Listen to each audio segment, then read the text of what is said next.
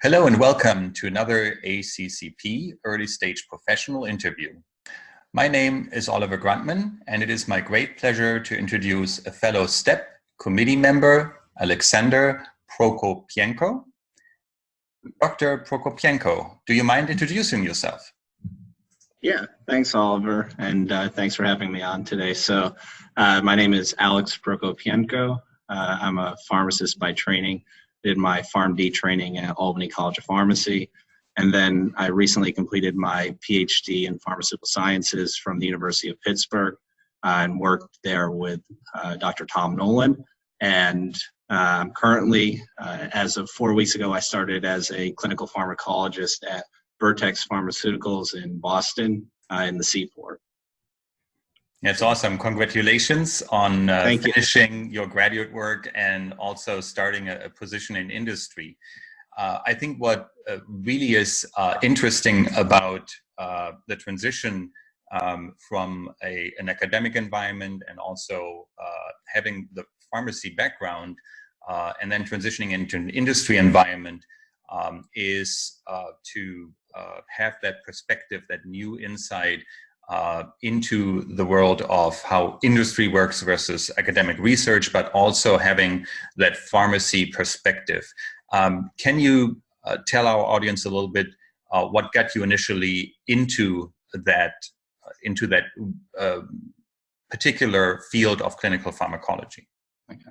As a pharmacist by training, we have a lot of education in our PharmD program that covers clinical pharmacology. So we're told that we're the experts in medications and understanding how medications work for people. And really what I see as clinical pharmacology is the application of that concept. So getting the right dose to the right person at the right time. And I specifically decided to go to the University of Pittsburgh based on their strong history of training clinical pharmacologists and working with Dr. Tom Nolan. He's an expert of clinical pharmacology and applied to patients with kidney disease. So it was a really unique experience working with Dr. Nolan and seeing and learning about how to consider clinical pharmacology in kidney disease patients. Okay, so I assume your graduate work then was involving kidney disease in particular and how to potentially adjust doses according to a patient with a particular involving a particular drug. How did that help you prepare now for your role in industry, and what helped you transition from an academic environment into an industry environment? Working in kidney disease has been, and there's a lot of challenges conducting traditional clinical pharmacology studies in patients with kidney disease. There's a lot of unique considerations. And what I found interesting and about going into industry was there's a lot of companies now that have interest in developing innovative treatments for patients with kidney disease. It's been a gap overall in kidney disease in the last 30 years. There's been very few, if any, new treatments available for patients. And this is something that's an exciting exciting time to be involved in industry, because there's a lot of programs going on that are trying to develop new treatments for various types of kidney disease. Okay, great. So my training has actually been quite relevant to the current or cutting edge of what's going on in industry. Okay, yeah. So related to that, especially when it comes to training, what advice would you give to students and trainees and other early stage professionals that are thinking about or just entering the field of clinical pharmacology and that might still be in the stages of either doing their research in an academic setting, that might still be in pharmacy school, but thinking about going into industry instead of a traditional retail setting? Yeah, so that's a great question. And I think some of the cliche things are true, like, making sure you're networking. So going a plug for ACCP, making sure you're going to national meetings, meeting with some of the experts and leaders in the field, developing those networks, because clinical pharmacology is a small community, and usually everyone knows someone who knows someone, and so developing that network is important, especially if you're applying for jobs, because oftentimes those individuals will ask amongst the group if anyone has heard or knows of a certain candidate for a position. So I think that's extremely important. It also comes down to preparing yourself for the transition out of an academic program or an academic environment into an industry type of role. So the way the industry works is different in several ways, and so kind of understanding like a direct action item, you could say, that something you could prepare is, reading through a lot of the FDA guidances for different clinical pharmacology studies, and understanding some of the language and knowing what studies that need to be conducted that are a lot of times led by clinical pharmacologists at industry organizations. So I think that's a really important action item.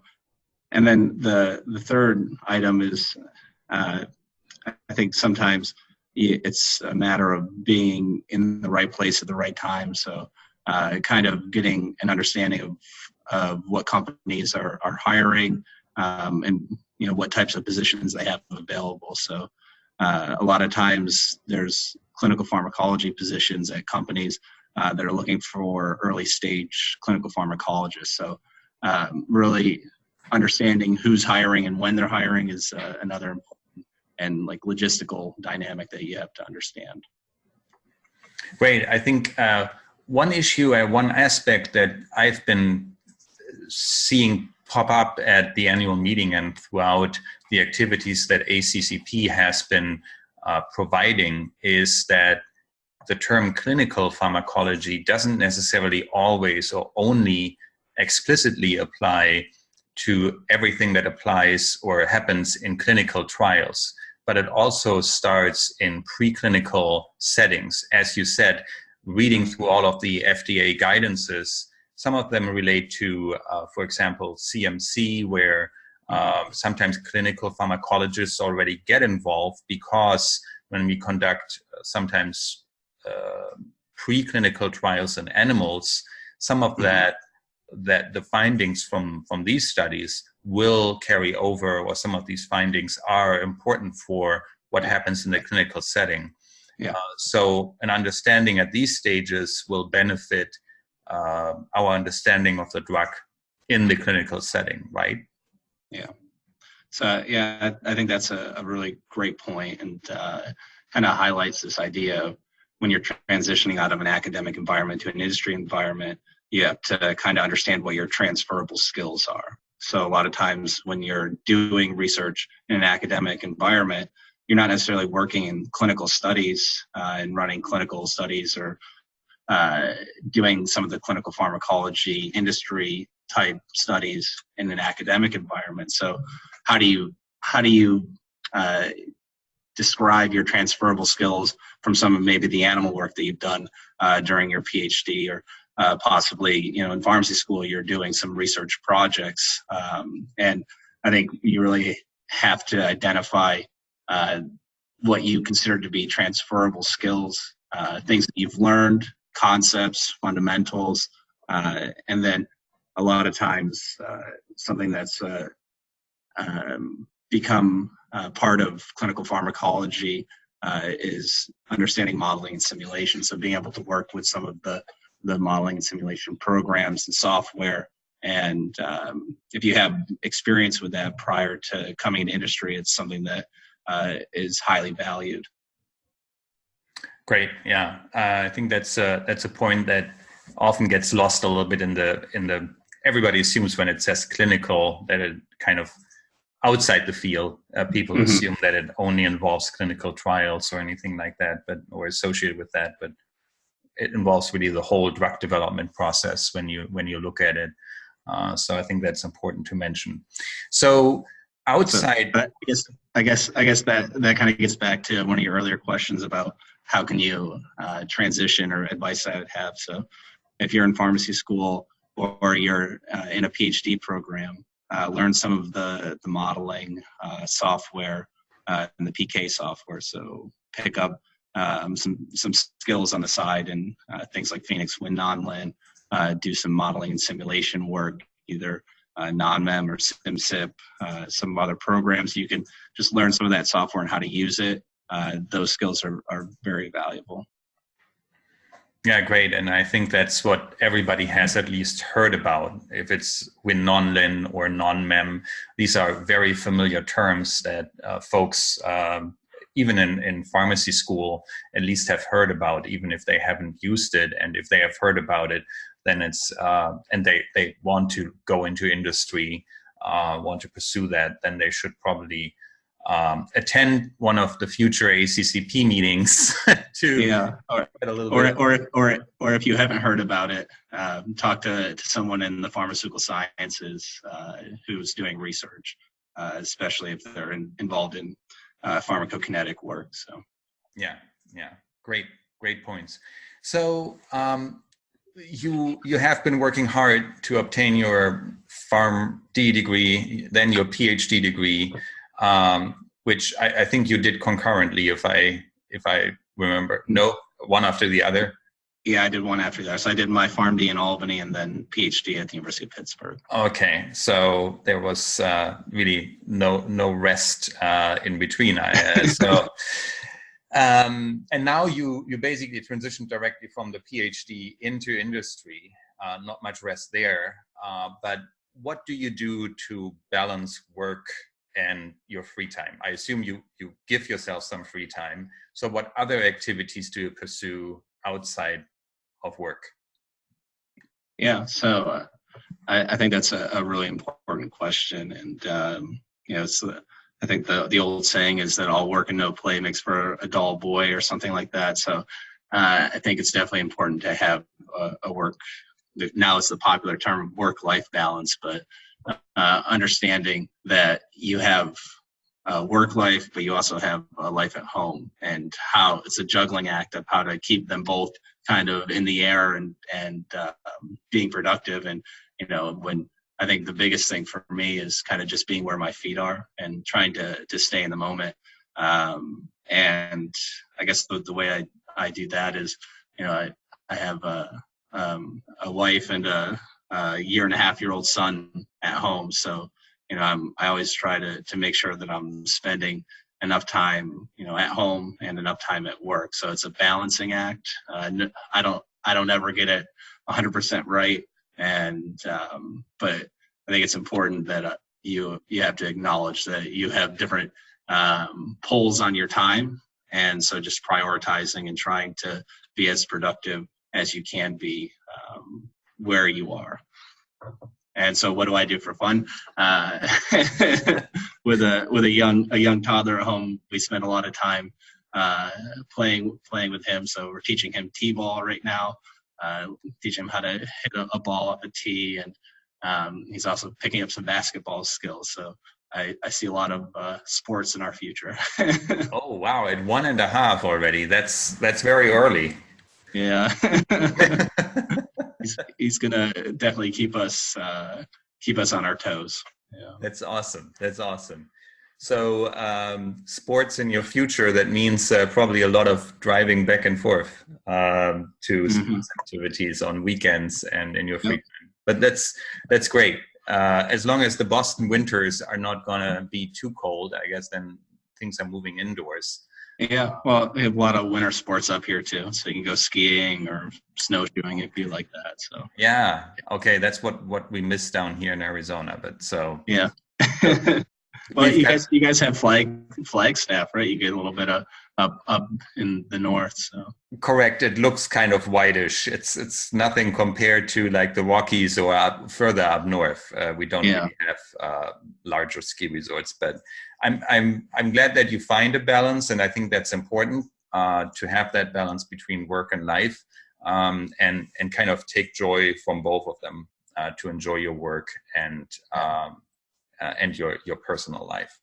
Yeah, and really I think so, something I heard early on in my career is, if you look at your life like a pie chart, you have to kind of fit everything into that pie chart. So, you have to somehow find time for everything and prioritize, what's important to you at the moment. And of course, like with research, you have your kind of roller coaster ride of when things are busy, you're going to be at work, a lot more. But maybe in those downtimes where things aren't busy, spend a little bit more time with your family. I think it's important because that's, something in my life. I think in 30 to 40 years when I'm retiring, I don't know when our age group is going to be the retirement age, but I think I'll look back on a successful career, but I'll also have my family around me at that time too. Yeah. It's good to think about retirement when you just started your work career. Invest in a 401k. That's another piece of advice. Yeah. Max company match. Yeah, start that as early as possible. Well, Alex, thank you so much for taking the time today for this interview. And obviously wishing you the best in your job and in your personal career. And looking forward to your future in ACCP as well, on the STEP committee and in future committees. Thank you. I guess I'll make a plug there too. So I presented my first poster at ACCP in 2013 at the annual meeting. And then I've been involved since 2013, attending annual meetings. And I think it's really one of the best organizations, especially for pharmacy students as well as students doing their PhDs, because it's a smaller meeting, and that means that you can approach some of the leaders in the field and have one-on-one time with them and kind of discuss your own career. You can do CV reviews. So with some of the leaders in the field, they'll look at your CV and give you suggestions about what actionable items can be done to your CV to make it look more professional for a certain position that you might be interested in applying for. So I think that's a great value of the organization. There's also a mentoring program now that's ongoing that will link you to a mentor within the field.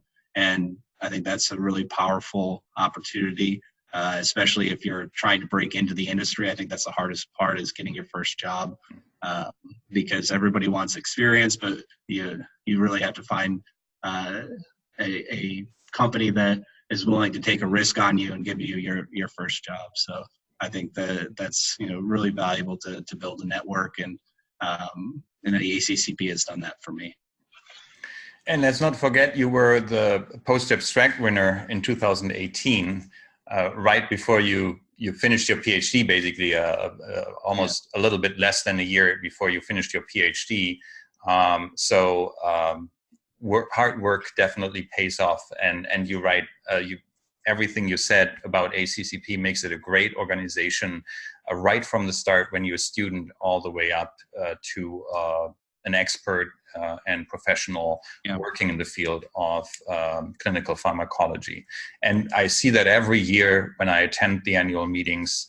It's a great gathering of industry, academia, and also regulatory. And I think that mix really makes for great conversations.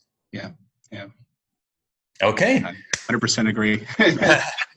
Thank you again, Alex, for taking the time today. And to our audience, thank you for listening to this podcast and interview. And check out ACCP1.org for more information about ACCP. If you have not been joining ACCP yet, then consider joining ACCP as a member based on the wonderful member benefits that Alex just provided to you. There are many more to explore on the website. Okay, thank you, everybody. Goodbye.